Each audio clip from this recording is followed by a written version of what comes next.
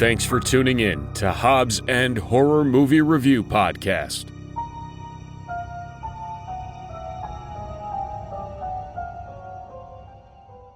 Hey everybody, welcome back to another episode of Hobbs and Horror. I'm Eric. I'm Gene Simmons' stub penis, I guess. I'm Jon Stamos' hair. And we're back with another watch the episode. Today's movie was Never Die Young? Is that Never Too Young to Die. Never Too Young to Die. Which is the opposite of what you just said. Yeah. Rocking in at a 4.8 IMDB rating. Yeah, that's wrong. That is wrong. That is I can attest to that. This did not deserve that low of a rating. No, I thoroughly enjoyed this movie. I really did. Yeah, that rating is a lie, and people should be ashamed of themselves. You know, and one of the things I was thinking about the whole time, does this movie have like a cult following? Because it feels like it should. It feels like it should. I mean, I don't know that it does. It probably does, but just everybody doesn't know that everybody else loves is. it. Yeah. All the people are out there waiting just to connect. So, Gav, do you want to tell us what this movie's about? We can jump in. I sure do. Yeah. Awesome. I sure do. So, really, the plot's pretty simple. It's not too complex or weird. We follow Lance Stargrove, who is played by Jon Stamos, and he is, I don't know, 18, 19, whatever. He's like a first-year college student or something, and he's into gymnastic stuff. He likes his trampoline and just living his life. But unbeknownst to him, his father is, I guess, a super spy or something, some kind of secret government agent, and he has to stop the evil Ragnar from dumping toxic waste into the Los Angeles water supply. But unfortunately, the super spy dies, and Lance ends up taking his father's place in trying to stop the evil Ragnar, who, I guess I should throw this out there right away, is also an evil hermaphrodite. Played by Gene Simmons. And we don't know the full extent of his hermaphrodite, but he's something. and he's very proud of it, and he's very proud of it. Yeah. So, which let's say the reason you chose this movie is because it is a good companion piece to Terror Firmer in the fact that there's hermaphrodite and that's a bad guy in both of those movies. Correct. Yeah. So I've wanted to put this movie in the mix for a little while now, and this was the moment, because if we're trying to connect movies, you're not going to beat the connection. You're not going to beat the connection following up Terror Firmer with there's some parallels. Not much. Like, it's wildly different movies, but there are some parallels, because even though, like, this is not a trauma movie, it's still got that whole sort of like punk rock thing going on. It does. It has that exaggerated acting thing going on. And I was thinking about it while we were watching it. Anybody who didn't grow up in the 80s, I don't know if I've said this before.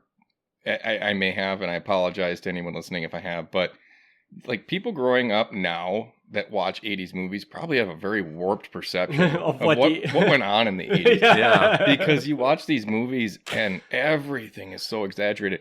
I mean, down to like the gangs they show in these movies, they're literally like freaking medieval warriors or like Mad Max style warriors. And I mean, this isn't the only movie where gangs are shown like that. There's plenty of them. Yeah. Yeah, I mean, this was obviously influenced by Mad Max, and a lot of movies in the 80s were. Yeah, and the Warriors. And the Warriors, yeah. But yeah, you're absolutely right. Like, I think if you saw this movie in the 80s, you would realize what they were doing, being like, oh, okay, you're like riffing on Mad Max. Yeah. But if you watch it today, you realize like just how 80s this is. Yeah. Well, Like, even like, like when the people in the 80s didn't probably realize that they were making one of the most 80s movies they could possibly make. yeah, I mean, I like going to the club scene, you know, with the guy riding the motorcycle down the stairs and just pushes the guy like that doesn't happen.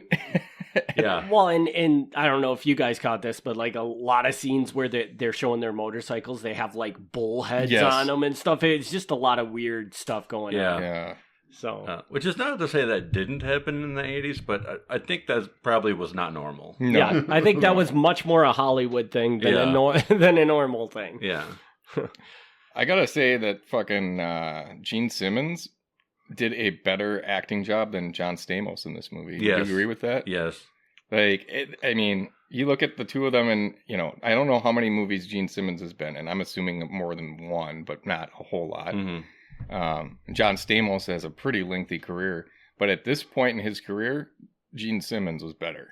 Yeah. Well, I don't know that, and you guys can disagree with me. I'm guessing Jon Stamos is not a very good actor. Jon Stamos is successful off of his face. Well, I mean, yes and no. I definitely think his face got him a career, but he's okay. Yeah, he's not a bad actor. No, I mean he was on, well, obviously Full House, but he also had one after that too, like some doctor show or some shit. He was on some doctor show. He was I don't know this. I've just heard rumors that he was a regular on Glee for a while. Okay. Yeah. Oh, jeez.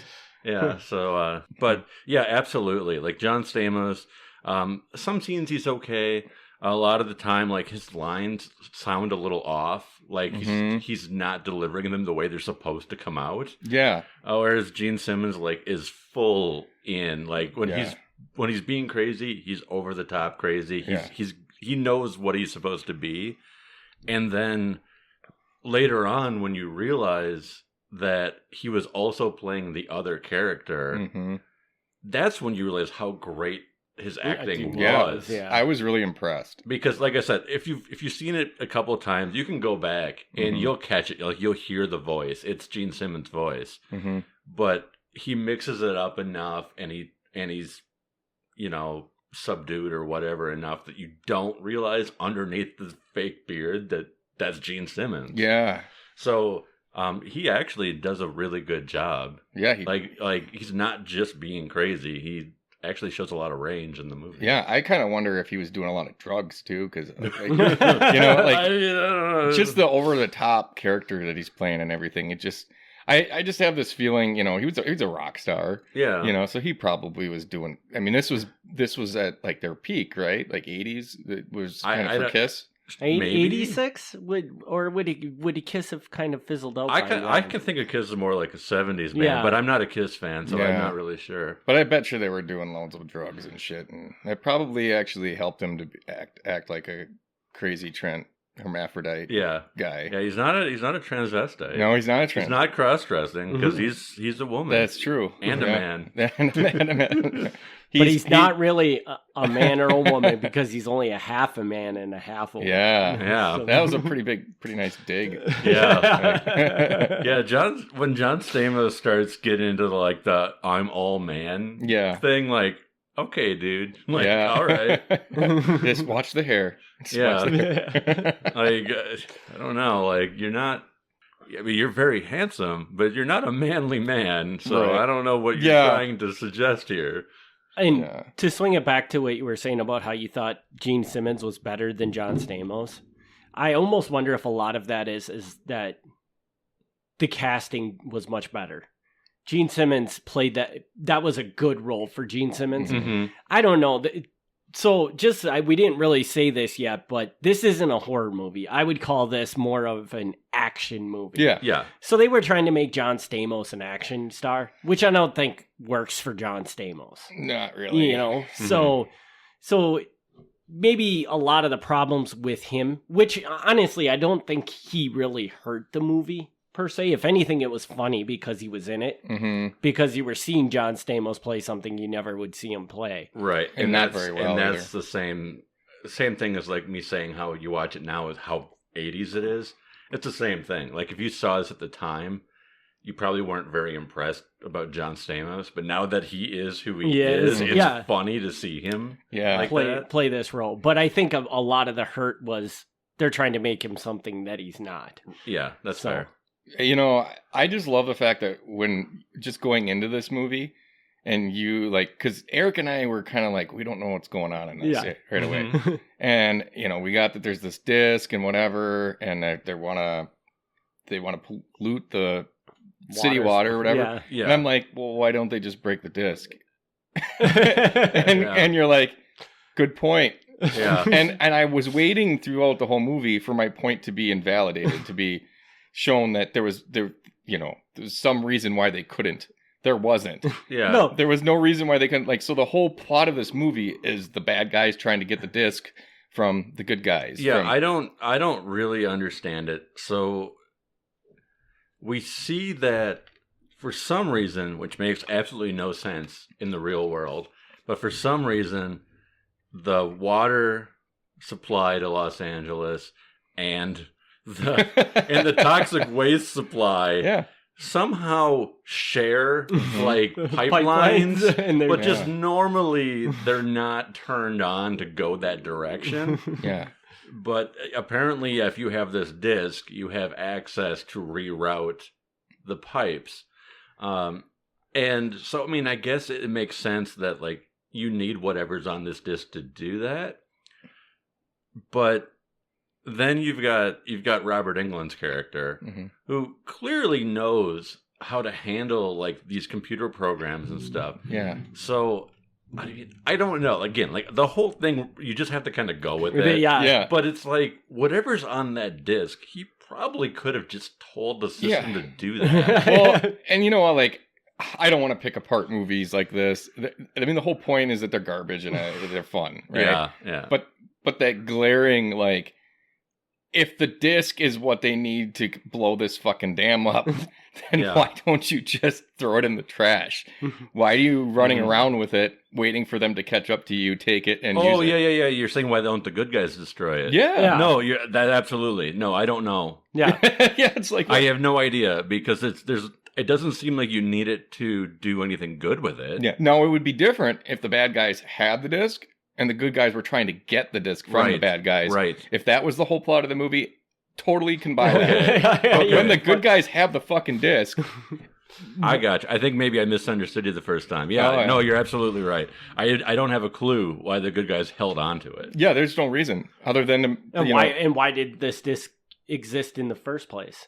On top of it all. I mean, just in case at some point in time we wanted to mix the toxic sludge and the water together. No, I can explain that part. That part I know. Okay. Oh. So the bad guys made the disc. Oh, okay, and then... The bad guys made the disc. In the opening scene, you see the woman being dragged in on the cross, on the X-shaped cross. And if you were paying attention, you would know that she stole the disc and gave it to Stargrove. Oh, okay. So she was one of the bad guys, but she rebelled against the idea, and that's why they had to torture her. Okay, totally missed that. The main chick? No, the chick in the first scene. In the very beginning scene, she's not even in it for 5 minutes. Oh, okay. And they have her tied down. Oh, that chick. Yeah. Okay. Yeah. So the bad guys made the disc originally. Mm-hmm. She steals it. She gives it to Stargrove, and Stargrove mails it to his son disguised as strawberry preserves or something. Yeah. But yes, but going back to Jason, yes. Why she didn't hand over to Stargrove and Stargrove's I'm just going to break this? I don't know. It doesn't make sense. Yeah. And on top of that, so if the bad guys made the disc, oh God, we are so going down this bubble. Why couldn't they make another one? Well, yeah. I mean, they didn't bother to back up their data. It was the 80s, so maybe those floppy disks weren't cheap back then. Yeah. All right. Well, that was a fun rabbit hole. Yeah. Try to pick apart plot points. We shouldn't make a habit of that. No, we shouldn't. But okay, I want to hit this right away though with why you should watch this movie. Yeah. So this movie has the most incredible sex scene ever, featuring a water bottle, 2 apples, and sex. Yes. So if that doesn't pique your interest, I highly recommend it for. And then, of course, if you have the dream of watching Jon Stamos bite Gene Simmons' nipples, this is your one opportunity. Oh yeah. And they're not Gene's so the nipples they're like nice female breasts. Yeah. Like that are supposedly Gene Simmons. Maybe he went all in for the role. Yeah, maybe. Yeah, you never know. I don't know. But it wasn't, I gotta clarify though, it wasn't the sex scene itself, it was the lead up to the sex scene. Yes, you're absolutely right. Like if you're looking for hot sex, it really wasn't that, but it was just the awkward weirdness. The lead up to them having sex is probably one of the best things I've ever seen in a movie. It is great. Like I've probably said this before, but like I'm not somebody who cares about sex scenes in a movie. No. Like that doesn't sell a movie to me. But that's why this was so great to me. It's because the sex scene itself was like a minute long, maybe. But like this brilliant idea, like we're gonna show Jon Stamos like fighting his urges by eating an apple. Yeah. Well, it like, goes to I'm so frustrated. I'm gonna keep eating. Well, how drawn out it was. He starts out and she's just like rubbing lotion on her and doing this stuff, and he just kind of looks over and then looks away again. Yeah. And then looks over again and quick looks away again. And he does this like four or five times. Yeah. Until then he gets up. And I'm like, is he going to go make an omelet? And Gavin's like, close. And he goes in and he gets an apple. He eats the apple. Then throws the apple down. Throws the apple down. Then you can tell he's starting to like, oh shit, I'm going to cave. I better go get another apple. So he goes fucking back, gets another apple, eats that fucking apple. And it's great. You're sitting here watching this and you're like, what the hell is this? Like, it's weird, and it's great because it not only is this like so weird, but it flips the whole idea of men and women, you know, because like she's laying there, she's rubbing lotion on herself, she's taking her top off, she's smirking at him. It's not like your other 80s movies where like the teenage guys are like trying to trick the women. Like she's flat out being like, hey, like I'm giving you every signal I can. And he's like, no. And it makes no sense either. Like there's like, I would understand that scene happening if there was some reason why he should not have sex with her. But there was nothing. There's no reason. There's no reason at all. He still didn't technically know if she had ever had sex with his dad. Well, she told him no. Yeah, did she? She said she didn't. Oh, okay. Yeah. I mean, he did like after that say something like that he thought maybe she did or something, but yeah. I don't know how much he believed her at first, but that's I got to explain the plot here. So there's when he first goes back, well, not when he first goes back to the farmhouse. When he first goes back to the farmhouse, he's got to fight off the bad guys. Yeah. But after that, he's in the farmhouse and he sees like a dozen photos of his dad with like various young women, but none of them are her. And she explains like, those were all his playthings. Yeah. I'm not one of them. Mm-hmm. Yeah. So that was not their relationship. Mm-hmm. I have to throw this out there. I'm guessing you guys probably don't know this. The actor who plays the dad is George Lazenby, and I might be saying his name wrong, but George Lazenby played James Bond in one movie. They had him for one movie, and apparently, like, he was not good. So he never came back. So he's not one of the famous James Bond actors, but like, I think that they expected the audience to know that, and that's why he's like the secret guy. Yeah. So it was like a joke that like, here's the crappy James Bond. Yeah, I don't know. I mean, I've never seen, I don't think, any of the James Bond movies. Not one? No. I mean, I'm not gonna suggest you do. Yeah. I've seen James Bond movies, and they're fine. Yeah. Yeah. I think I may have seen one of the Pierce Brosnan ones. You probably did. At some point. Yeah, you probably did. Poor guy. I think I had the soundtrack for one of them. It was actually pretty good. Yeah? Yeah. Had some techno. Was it GoldenEye? I don't think so. GoldenEye, fucking great game. Yeah, great game. Yeah. What else about this movie? Like, I mean, I'm going to put it out there. This movie, I have nothing bad to say. I have nothing bad to say. Like, yes, Jon Stamos' acting is not great. No. But there's nothing I don't like about this movie. Like, I love the soundtrack. It's got a good thumping, you know, score to it. I love the ridiculousness of the Mad Max bad guys. Mm-hmm. The Gene Simmons character, like, it's so over the top ridiculous. Everything about that I like. I like that they threw in, like, such dumb, like, movie tropes. That, like, during the chase scene, like, her driving the car under the semi. Yeah. I don't know how many movies have done that trick, but true. It never gets old for me. Like you see the semi, and they do the low camera angle, so you know it's coming. But it's like, okay, she's gonna put the car under the semi. Cool. You got the Asian best friend who's inventing wacky gadgets. Yes. Which you know, probably not appropriate, but it's not the only movie that has the Asian friend with the gadgets. So, you know, so it's all these little things that, like, they throw in, and I don't know that you could replicate that. Like, you did all this stuff, and you did it in the most 80s way you could. Well, I think part of what sets it apart from movies today is that back then, like, some of the things in this movie there was no reason for them to be there.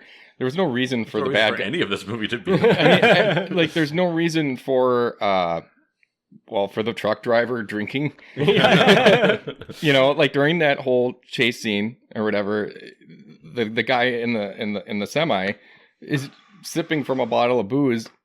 He's in the movie for like 2 seconds. Yeah, you know, maybe. And apparently he just keeps on going to deliver his load afterwards because he probably doesn't even know there's a car underneath him or anything. But that, and that, like, why did the bad guy need to be hermaphrodite? There's no reason why he needs to be. It doesn't really matter. It doesn't enhance the plot at all. It doesn't add anything to it or give reason to why he want. And that was the other thing too. There was no reason. Like, it was just like, it was almost like an 80s cartoon type thing where the bad guys are bad just because we like to be bad. like we are evil and we're going to do evil things, you know. Like, there was no reason why I could figure out why they were actually wanting to poison the water supply. Like, is this going to allow them to gain some sort of power? No. You're They talking never explained it. You're talking about one fucking city. Yeah. You know, you're gonna poison the city. They're gonna come after you. You know, what's the end game? No, it makes no sense.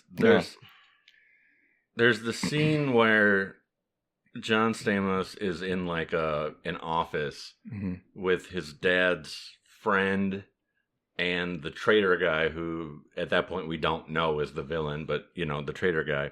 And they're talking about this, about how, like, you could hold this for ransom for like $1 billion.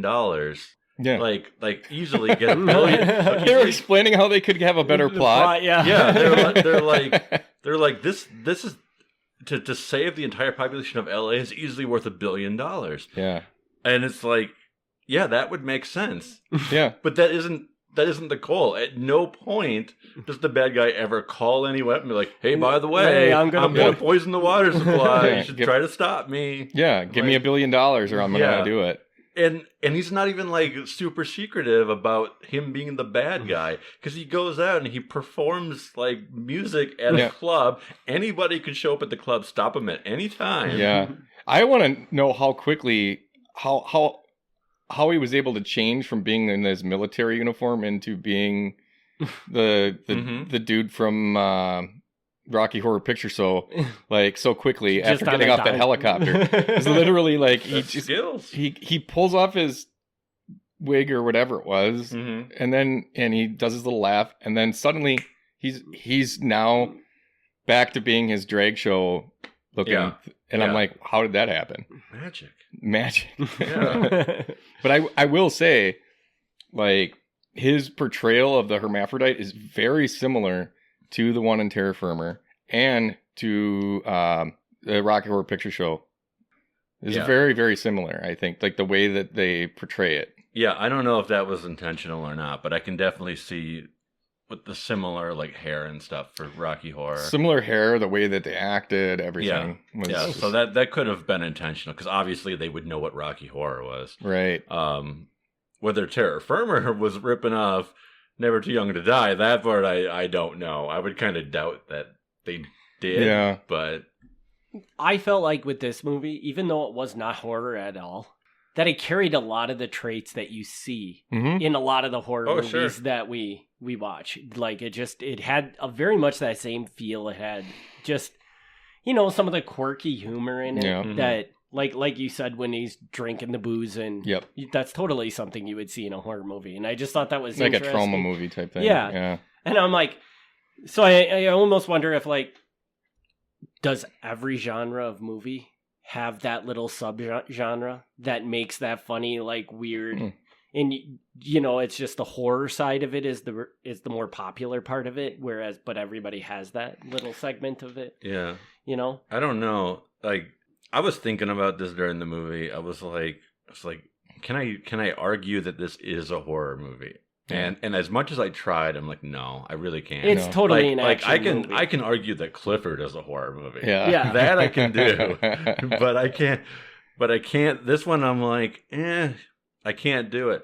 But there is definitely what you're saying, like the sensibility and sense of humor about it. There was a lot of that with like the 80s action movies. A lot of the stuff that like Canon. I assume Jason, you know what like Canon was, right?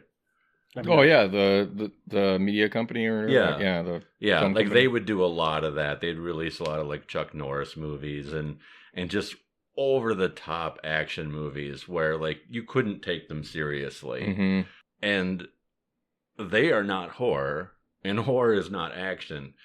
But I feel there's a big overlap in the Venn diagram of who was going to see these movies. Yeah. Because they're definitely trying to hit that same audience. Because, I think that everything, other than the horror aspect, everything I think you guys like about these movies was in this movie. Like, all they had to do was throw a couple of gory horror scenes and you've got your typical horror movie in this.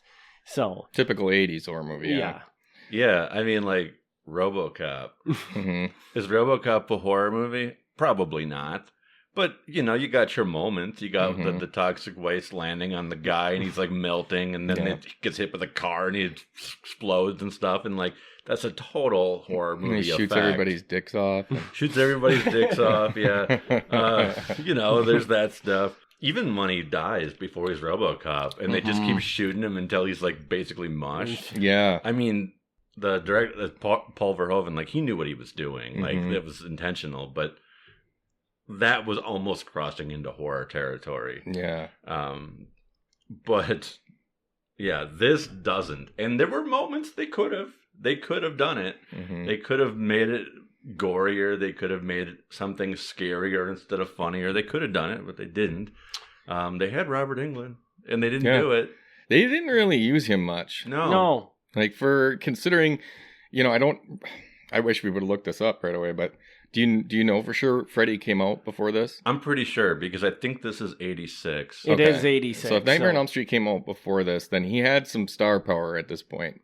Yeah. And I think they were leveraging him as a face, like a name to put in. Like, they weren't really concerned about giving him too big of a role. They just wanted to have his name on it. Yeah. Which I guess there's your horror element. Yeah, and I don't know when Robert Englund became Robert Englund. Like, I'm not sure. Like, obviously, Freddy was huge. Yeah. But was Robert Englund huge? Prior to that, I can't imagine. Well, no, I think he's saying... I'm saying, like, did people immediately say, I love Freddy Krueger, therefore I love Robert Englund? Right? Gotcha. Like now, this... we think of them as the same because he did the role, like, 8 times. Right. But maybe immediately... People didn't care who the actor was. Yeah, that's very true. Like in 86, maybe nobody even realized Robert Englund was Freddy Krueger at that point. I would think you would, because like he was such a big part of it. But I mean, I'm comparing it to, Friday the 13th. Yeah. And up until Kane Hodder took over the role, nobody knew or cared who was playing Jason. Like, that didn't matter. Yeah. Freddy's obviously very different because he got a lot more speaking, parts, but I don't know. I don't know if it took him, 2 or 3 movies before people were finally like, oh, Robert Englund. Yeah. Yeah, this could have just been, he just could have gotten casted in for no reason other than, they needed an actor. And he does play I've seen him in other things as a mad scientist. He plays that role well. Yeah.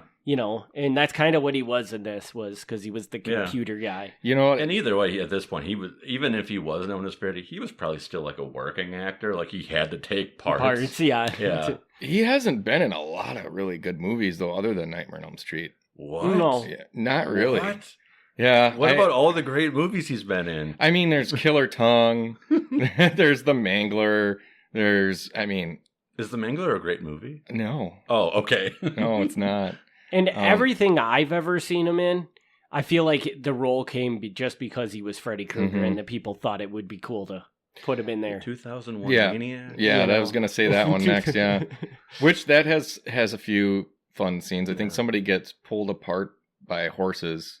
They like tie him. I'm not a fan personally, but it's some people really like it. Yeah, I'm not a huge fan of that movie, but I just remember that one scene and that was all right. Then they get pulled in half, which is kind of cool. I honestly don't know if I've ever seen The Mangler. Yeah, I don't think it's very good. I know I've seen it, but it's one of those. Killer Tongue is not good. I will add The Mangler to my list. Like, I know what it is. It's a Stephen King story. It's directed by Tobe Hooper. I know what it is, but like, I don't know if I ever actually saw it. Yeah, I don't know. As far as Stephen King adaptations, though, around that time, The Graveyard Shift was actually really good. Okay, which is one of those that I didn't watch for a long time because I didn't. I feel like I read that story. It's good, but I don't remember. I don't know. People can't see this because they don't have the video turned on to their podcast. But just to Jason's left, there's a whole pile of Stephen King. Oh yeah, we got a huge collection over here. None of those are mine though, so I just want you to know that that's all Tracy right there. So, but. So what do we got for ratings on this movie? Because I'm really curious on what you guys I thought I'd have a whole lot more to say about the movie, but I guess I just liked it too much. Yeah. Honestly, there is not a ton of great to say about this movie, but there's also nothing bad to say about it. It's just a fun movie. Yeah. It's just one of those, like it's the music really has that 80s thing going on where like it doesn't really match what's going on in the movie, it seems like. And so like, it's like between the music. I love the music. I love that it's like part synth but part like rock beat mixed. Don't forget about the saxophone. Anytime there's a sex scene in an 80s movie, they got to have saxophone. Saxophone is great. And then I love that I don't know who did it. I'm sure it's nobody we've ever heard of, but they paid somebody to make a theme song. Yeah. A song a song where like the chorus is Stargrove. Yes. I'm glad you mentioned that. And it's like you thought that was gonna be like a song that you needed in your movie. Yeah. But it's like all those things from the 80s, like all the different things you mentioned about how, like the weird stuff that they just throw in there for no reason. It doesn't enhance the plot or anything. But, so watching it in the 80s, I presume if I watched this in the 80s that I might not have enjoyed it as much. But now it's just completely very much entertaining for me to watch it because it's like you're sitting here and you can pick up on all these things, and you're like, wait, what? Because we're so far removed from that period of time when they made films like this that it's like we notice it and it keeps us engaged. And it's refreshing to see it almost. It is. It's like it's enjoyable to see that. It's nostalgic in a way. Yeah. It's which I'm gonna sorry to distract from the ratings. I'm actually gonna tie that back to Cutting Class. Yes, and I was actually going to bring up Cutting Class too, because it's same thing. Like when Cutting Class came out, it was probably a big flop and people didn't like it. But now, obviously, it helps that it's got Brad Pitt when we know who he is now, and they wouldn't have known at the time. But just it just does capture a feel that. At the time, you probably didn't realize. Growing up in the 80s, you didn't realize how magical the 80s were.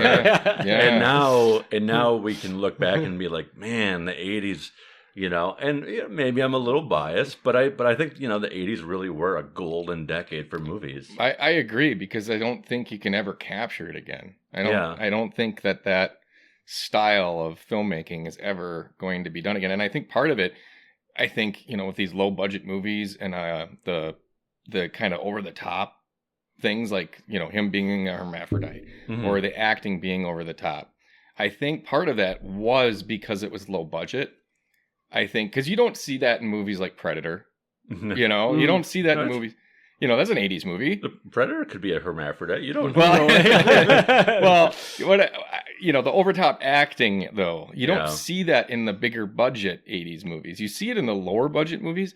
And I think part of that was to, they really needed to get people interested. They needed to and I think their solution to it was, well, let's just make everything over the top and crazy. And let's throw all this weird shit in there that, people are going to be like. Speaking of which, it's a really great movie. Over the Top. Oh, with Stallone? Yeah. I don't know. Is that the one where he's like a teamster? He might be. He's definitely, he's a truck driver for sure. Okay. And he travels around with his son and competes in arm wrestling matches. Oh, I might have to watch this. It's really actually a good movie. Yeah. There's a couple of Stallone movies that kind of flew under my radar that I ended up watching at some point, and I was like, wow, this is surprisingly really good. Yeah. But Stallone in the 80s, I mean, like that and Cobra are freaking great. Yeah. Well, don't fucking forget about Rambo, man. No, but but Rambo is that mainstream movie. Yeah. And Cobra is like the low budget Rambo. Yeah. But that over the top acting, I think that's where that comes from. It's just like the desire of the filmmakers, probably trying to make the movie really memorable and stuff like that. They're just I appreciate a decade where every single dollar went to explosions. I was thinking that when we were watching this, like, I don't think a lot of the scenes in this movie would be filmed today. They would use all CGI. Like there's plenty of scenes in this movie where, they had a real fucking helicopter flying around. Yeah. They had, cars like going down cliffs, like Jeeps and shit going down cliffs and running into shit and blowing up and everything else. And it'd be too expensive to do now. Like they would just be like, no, we're not doing that. We're going to just like make a CGI fire. And which kind of makes you think like, I think we've mentioned that this is a low budget flick, but it probably isn't that low budget of a flick if they're having helicopters and blowing things up. I don't know what the budget was. I'm sure they spent millions on it, but it wasn't by any means, this was not like a Universal or Warner Brothers type movie. No. When you were talking about cutting class, though, while we were watching the movie, I was seeing parallels. Like the fact that, both movies had stars that were not stars yet. Yeah. So we got Stamos in this one, Brad Pitt in the other one. You got Stamos jumping on a trampoline. You got That's true. Brad Pitt jumping on a trampoline. Yeah. The two of them are both like the unlikely heroes. Yeah. Man. I even think maybe 80s was the trampoline decade. It kind of was. Hula hoops and trampolines. And if you think about it too, Brad Pitt's dad in Cutting Class just kind of disappeared. Yeah, that's true. He wasn't dead, but he just disappeared. He was for the in a whole swamp movie. To get people, with people stepping on him. Yeah. So okay. Yeah. Kind of makes you wonder if they were like the same movie or something. Yeah. And this is also the third movie we've done that we've reviewed with a hermaphrodite in it. The third one? Yeah, Sleepaway Camp. Oh yeah, I guess. Yeah. I don't know. And they're all from the 80s too. Yeah. Well, I guess Terra Firma is not from the 80s, but I'm not 100% sure if Sleepaway Camp is a hermaphrodite. What? It might just be a boy who was raised as a girl. Yeah. I don't know that it was both parts. Yes, I would agree with that. I could be wrong. I'm not 100% on that. But my understanding was that it was a boy, but they wanted a girl, so they raised Angela as a girl. Well, one of you go home and watch Sleepaway Camp again and report back to us. I'll watch it again. I got to watch it before this fall. Why? Because Sleepaway Camp is the featured movie at Cinema Wasteland. At the film thing that we're going to, Jason. That I need you have to get off of work for. Remember? Yeah. I think Jason would love it. I don't know if Eric would love it. I don't think I'll love it, but I think it'll be an experience worth experiencing. I need the dates that I need off, and I'll look into it. All right. But so ratings? Yeah, ratings. So who wants to start? Let's go with Gavin first. You want me to go? Yeah. You're not going to like it. Really? You're not going to like my rating. No? No. Are you sure about that? Yeah. Okay, what's your rating? I'm going to give it a 9.9. Holy shit, you're right. I'm going to disagree with that, but I'm not going to argue against it. I didn't want to give it a solid 10, even though what would it online I did give it a solid 10. I thought, no, let's leave a little breathing room here. Yeah. 9.9. What did they need to change about that movie to get that 0.1%? Probably nothing. Probably nothing, because this movie is not good in any real way of how good should be defined. Right. But it checks every box that I need in a movie. It's true. So I watched it earlier this year, and I don't even remember how it came up on my radar, but somehow it did. And I watched it, and I only sort of like half-assed watched it, because a lot of times when I watch movies, I'm doing something else. But I was like, this movie is pretty good. And so I'm like, I got to show someone else this movie. And I'm like, okay, I'm going to show my brother-in-law. Because my brother-in-law and I watched 80s action movies. So I knew he would be into it. And so my sister watched it with us. She doesn't always. Sometimes she goes to bed before movie time. But she watched it with us. And it was approved. It was like... They both liked it? Yeah, like, what the heck is this? Yeah. Like you don't even know what you're doing. Mm-hmm. And I'm like, okay. So I'm like, I gotta show Eric and Jason this movie. and I believe I got approval. Yeah. Again. Yeah. So I don't know what would get it from the 9.9 to a 10, but I've been really pleasantly surprised at this movie that should not be good by any measure. People seem to really enjoy it. So I enjoyed it. Yeah, so I can't tell you the difference between a 9.9 and a 10. Yeah. But just to have that space, I'm going to say 9.9. Yeah. Well, I mean, you gotta save room for the really good movies too. Yeah. To give that 10. But rating. yeah, it's sometimes the movie just, it defies everything that a movie should be and works. Yeah. And that's what this movie is for me. And that's something special. Yeah. When that happens, and especially when they nail everything. I mean, they got the trope of eating the apple. Yeah. All these movies, they do that. They eat an apple, or it's like drinking milk. Yes. Like it's one of those things that now they missed that. Yeah. They Gene Simmons didn't drink the milk. And they didn't drink milk. They should have had Gene Simmons drinking milk or something. Yeah. But there you go. That's the difference between the 9.9 and a 10. If Gene Simmons would have drank milk, he would have gotten a 10. Yeah, I could see that. So I'm going to agree with everything you just said, but I'm going to give it a little bit lower rating. I'm going to go with like a 6.5. Whoa. Yeah, I was going to give it a 6. Whoa. But then the apple scene and the whole sex scene that bumped it up by almost a full point. I'm disappointed you went under a 7. I would have accepted a 7, but a 6.5. All right. You know what? I'm gonna go back. I'll give it a 7, only because you are correct. It has every trope.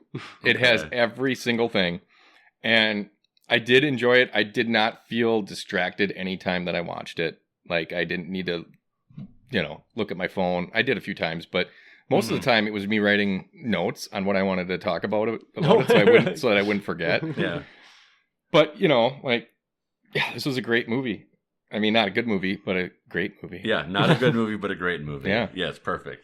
So I think I'm going to go, and the only reason why I'm giving this rating is because I think I don't want to give it as high as I gave Terra Firma. So I have to stay under my Terra Firma review. So I'm giving it a 6.25. Okay. And this is one of those movies where I don't think there's a person in the world that would sit down and fully regret watching this movie, because there's just going to be something that you're going to find great about it. Yeah. You're going to find something humorous. You're going to find something in it that is just like, That's really great. I think you're starting... Or at least leave and be like, what the heck? Or that. And even that might even be a better response. Yeah.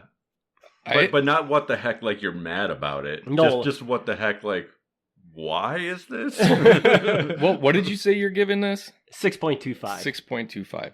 So I think this is another movie that is like, I can see the progression in Eric here as he's going along, because there wasn't anything purposefully funny about this movie, or like you were saying, everybody can get something out of this. Yeah. A year ago, you would have got nothing out of this. You're absolutely right. So I am starting to figure out that I am starting to realize what you guys see in these movies. You're starting to see when I'm laughing at shit and you're looking at it and you're like, that is pretty funny. Yeah, I'm like, normally, but the normal Eric would be like, well, that's just stupid. Yeah. But I'm starting to see like the quirkiness of it. Yep. Oh man, this is great. That's almost exactly what my sister said to me just this week. What's that? I'm gonna paraphrase. It's in a text, but I'm gonna paraphrase.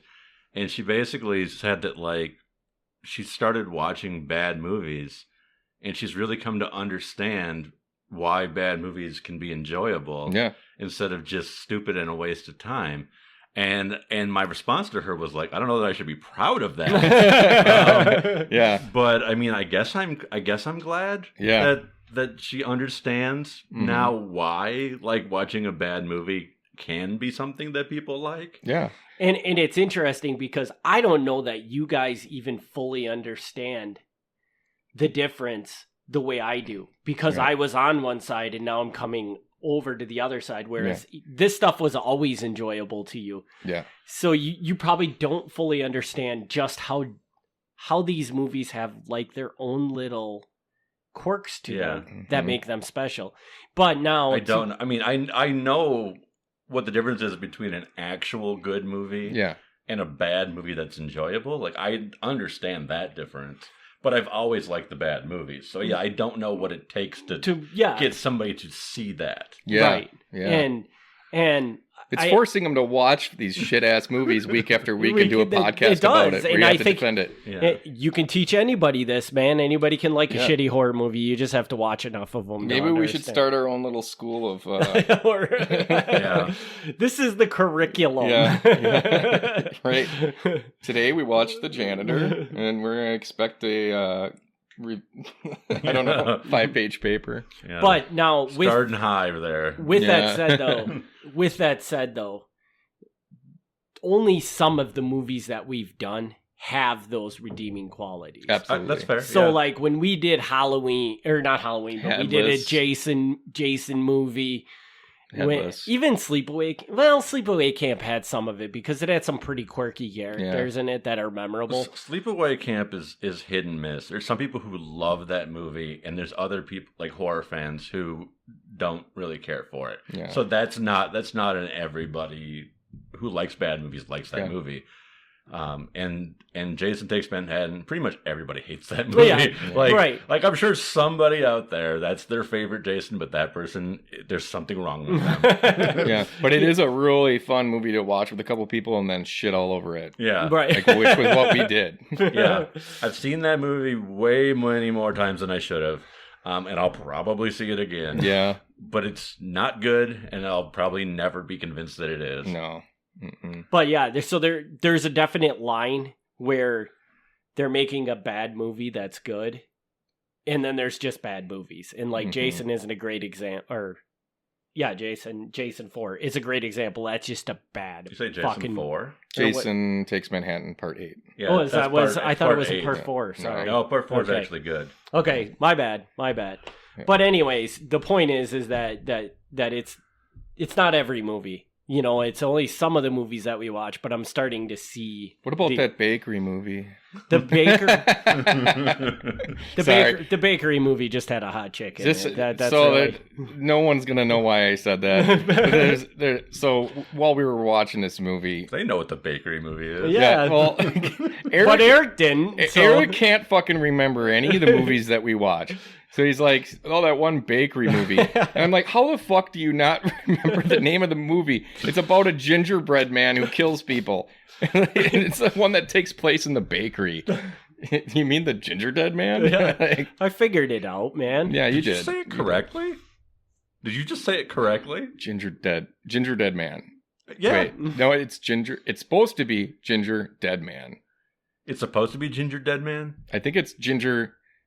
Wait. Because we always say Ginger Dead Man. Yeah.